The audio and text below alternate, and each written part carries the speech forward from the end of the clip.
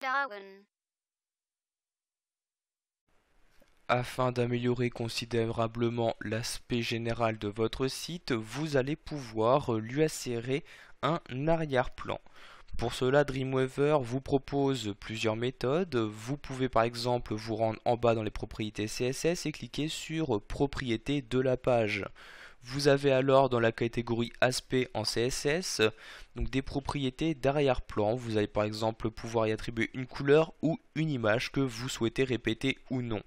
Mais je vous conseille ici d'utiliser une autre méthode qui, elle, vous permettra d'accéder à propriétés et donc personnaliser encore plus le fond d'écran à utiliser donc pour votre site internet. Je clique donc ici sur annuler pour fermer la fenêtre et nous allons créer ici une nouvelle règle CSS. Je clique donc sur modifier la règle. Cette règle, nous allons l'appliquer sur la balise HTML body, donc la balise body qui englobe l'intégralité du contenu que vous insérez sur une page web. Donc je sélectionne ici comme type de sélecteur donc une balise et je sélectionne donc à l'aide de cette flèche et de ce menu la balise body, donc elle est ici, je clique donc dessus pour l'utiliser.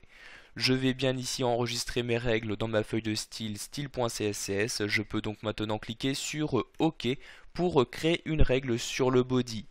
Une nouvelle fenêtre des propriétés apparaît alors. Vous allez ici sélectionner la catégorie arrière-plan et ici apparaît alors différentes propriétés pour l'arrière-plan. Vous allez dans un premier temps pouvoir choisir la couleur à utiliser.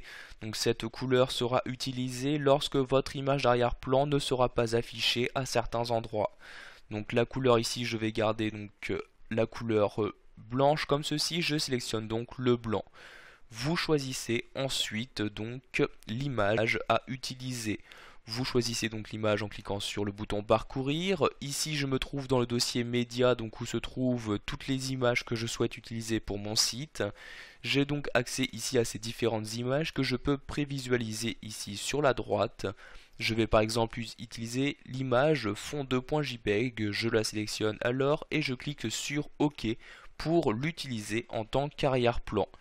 Vous allez ensuite choisir si vous souhaitez ou non la répéter.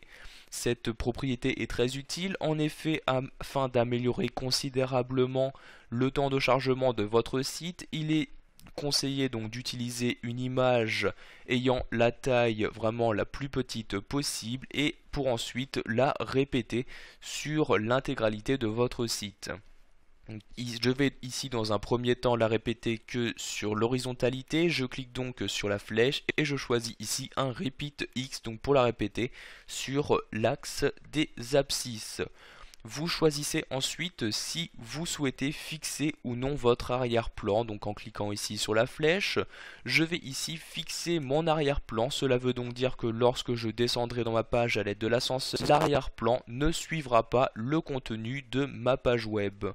Enfin, vous allez choisir ici le positionnement par défaut que vous souhaitez donner donc à votre image d'arrière-plan. Vous choisissez donc cette position tout d'abord sur l'horizontalité, donc je vais le mettre par exemple à gauche, puis donc sur la verticalité où je vais ici afficher mon image en haut.